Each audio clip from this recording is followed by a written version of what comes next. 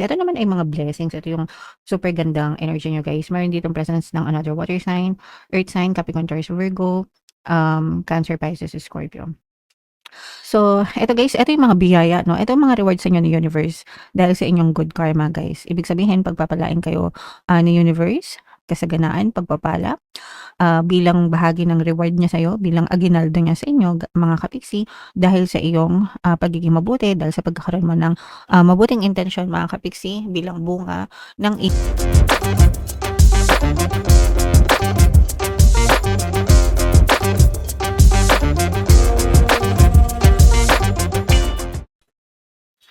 Hello guys, hello Virgo, welcome back to Pinoy Pixie Tarot. Ang pamagat ng episode natin for tonight is Money Money Come to Me. Ito isang money reading guys para ngayong April para sa Virgo, Sun, Moon, Rising Sign, and Venus. Unahin natin tong deck na to mga kapiksi. Ito yung ating mga money manifesting techniques guys para sa inyo. So meron tayong goals. Picture the goals you desire in as much detail as possible. Experience your chosen outcome with all your senses as though you've already achieved it.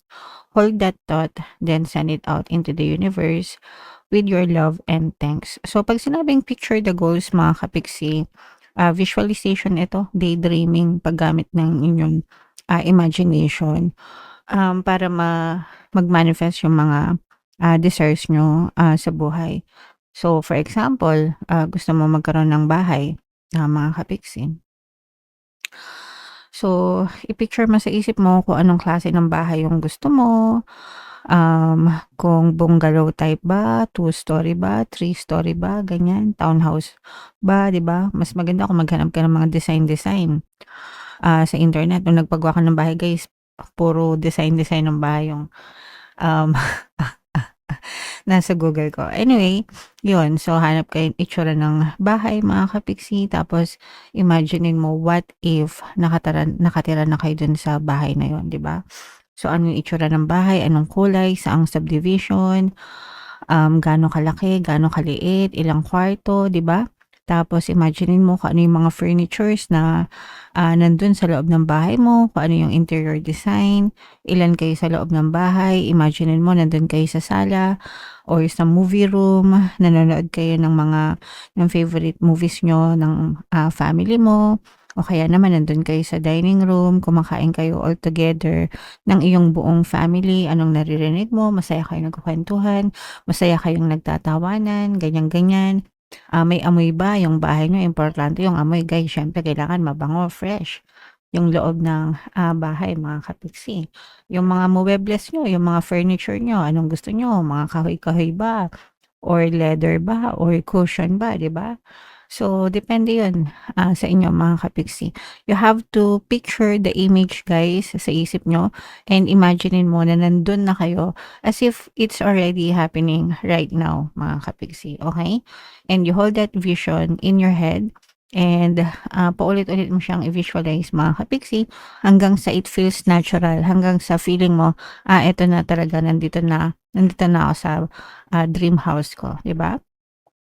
Until such time na mag-manifest siya, mga kapiksi. So, that's how you do visualization, guys. Kailangan in-incorporate nyo yung 5 senses nyo. What would you see? What would you hear? What would you feel kapag nasa inyo na yung desire nyo?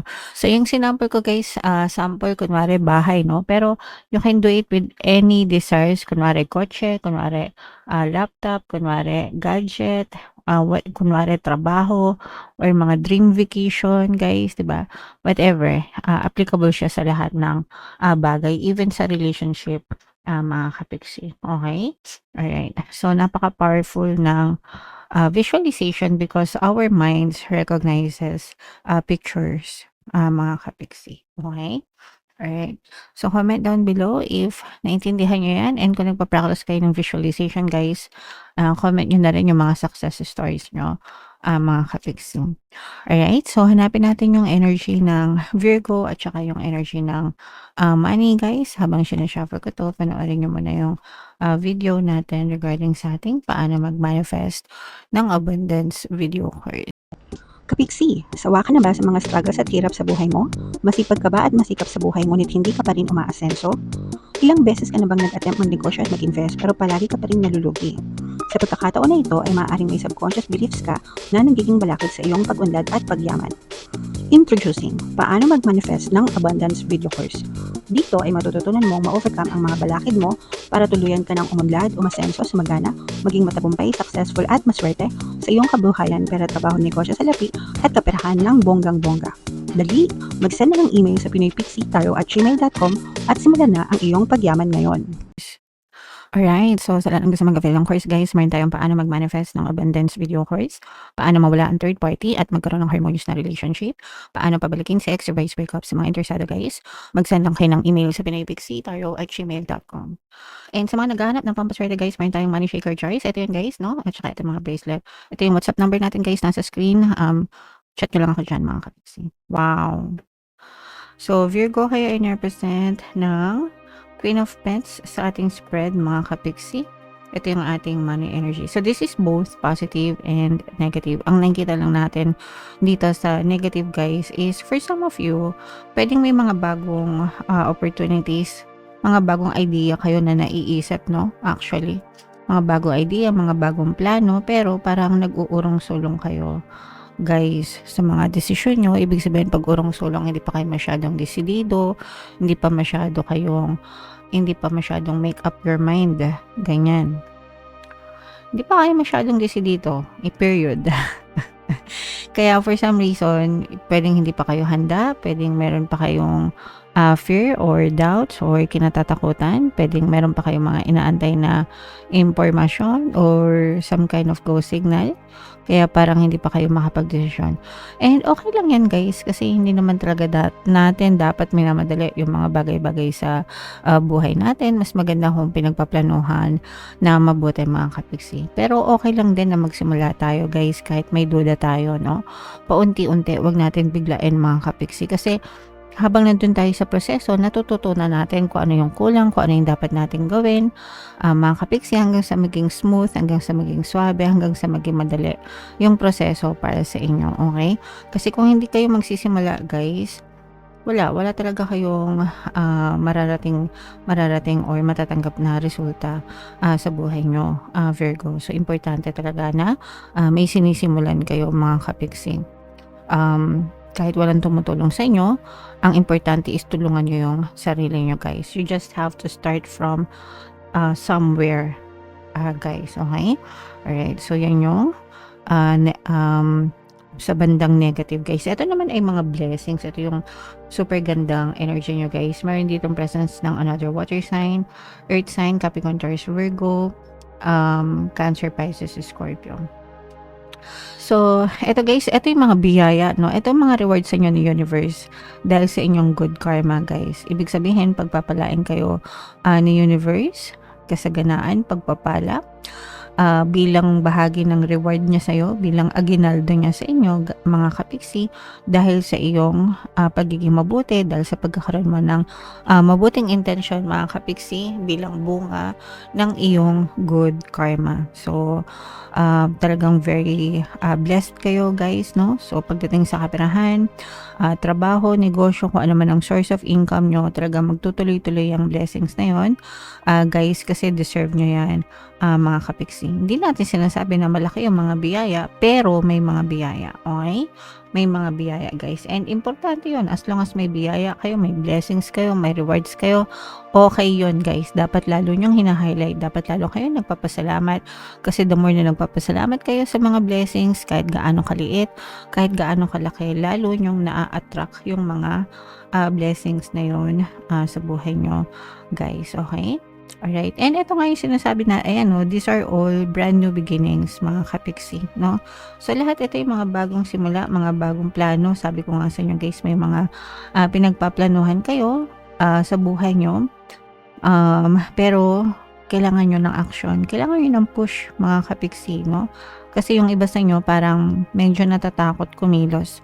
So, hindi kayo makakita ng resulta guys kung hindi kayo kikilos. So, dapat i-push nyo yung mga pinaplano nyo para makakita kayo ng resulta, guys. You don't have to take the whole staircase, ika nga. Ibig sabihin, hindi mo kailangang akyatin yung buong hagdanan para makarating kayo sa tuktok agad-agad. Ang kailangan mo lang gawin is take the first step. One step at a time, okay? Isang hakbang. Mga kapiksi, the more you take one step at a time, the more you are moving closer towards your goal. Habang humahakbang kayo, habang pumipidal kayo, habang umaakyat kayo, mga kapiksi, bawat hakbang, you are getting closer and closer to your goal. Ang importante, it doesn't matter kahit gaano kabilis or kahit gaano katagal kayong makarating sa final destination nyo. Ang importante is may progreso kayo, guys. Okay? So, yun yung importante. Kaya wag nyo nang ipagpaliban yung mga gusto nyo, yung mga plano nyo, guys.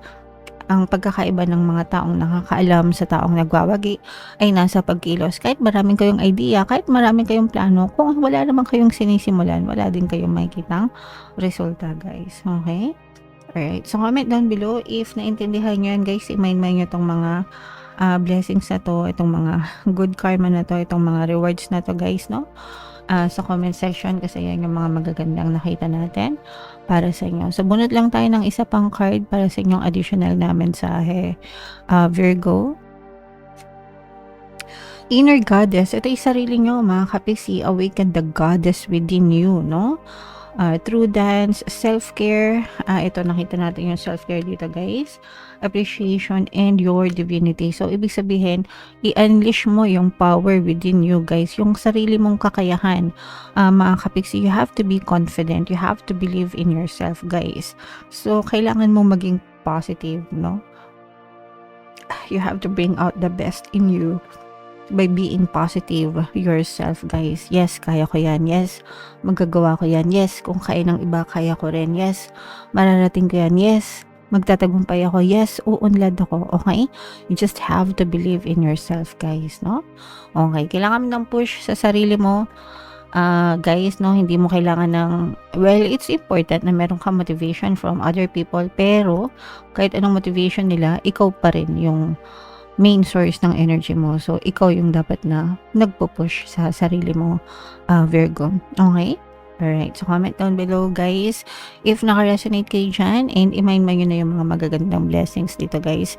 For more tarot readings, ito yung playlist nyo. Ito naman yung ating success stories ng paano mag-manifest ng abundance video course. Panoorin nyo itong video natin, guys, about money shaker jars. Thank you for liking, sharing, and subscribing. See you next time, guys. I love you all. Have a nice day. Bye-bye.